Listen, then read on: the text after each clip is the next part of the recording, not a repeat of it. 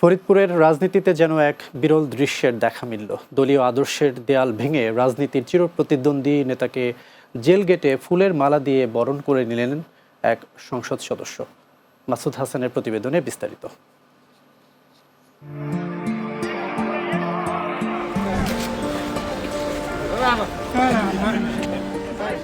ফরিদপুরের রাজনীতিতে যেন এক বিরল দৃশ্যের অবতারণা হলো। দলীয় আদর্শের দেয়াল ভেঙে রাজনীতির মাঠের চিরপ্রতিদ্বন্দ্বী এক নেতাকে জেল গেটে ফুলের মালা দিয়ে বরণ করে নিলেন অন্য দলের সংসদ সদস্য। ভাঙ্গা উপজেলার আলগী ইউনিয়ন পরিষদের চেয়ারম্যান ও আওয়ামী লীগ নেতা মোহাম্মদ সিদ্দিক মিয়ার দীর্ঘ ১৭৫ দিনের কারাবাস শেষে মুক্তি পাওয়ার মুহূর্তটি এখন স্থানীয় রাজনীতির আলোচনার কেন্দ্রবিন্দুতে। গত বছরের ১৩ই সেপ্টেম্বর ফরিদপুর ৪ আসনের সীমানা পুনর্নির্ধারণের প্রতিবাদে গড়ে ওঠা আন্দোলনের জেরে গ্রেপ্তার হয়েছিলেন আওয়ামী লীগ নেতা সিদ্দিক মিয়া। গতকাল রোববার দুপুরে কারাগার থেকে বের হওয়ার পর তাকে উষ্ণ অভ্যর্থনা জানান ফরিদপুর ৪ আসনের বিএনপির দলীয় সংসদ সদস্য শহীদুল ইসলাম বাবুল।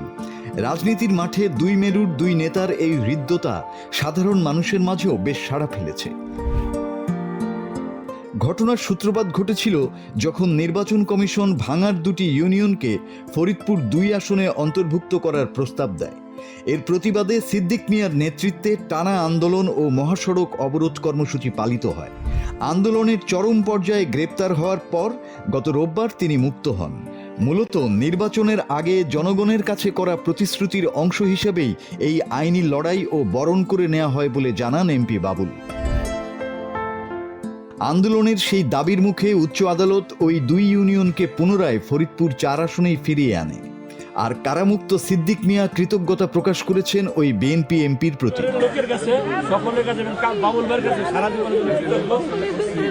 আরো কথা আছে, সেটা আমি রাজনীতি সে আমাকে আরো শিখাইছে। আমি তো দীর্ঘদিন ধরে রাজনীতি করি, ক্লাস 3 থেকে। বাবুল ভাইয়ের থেকে আমার আরো শিখার আছে, শিখছি কতটুকু জেলে বসে এবং বাস্তবে শিখতে চাই, এটাই আমার শেষ কথা। রাজনীতির মাঠে এমন সৌহার্দ্যপূর্ণ আচরণ বাংলাদেশের নতুন রাজনৈতিক সংস্কৃতি বা পারস্পরিক শ্রদ্ধার বহিঃপ্রকাশ, যা ফরিদপুরবাসীকে অবাক করেছে। Bangla TV news desk.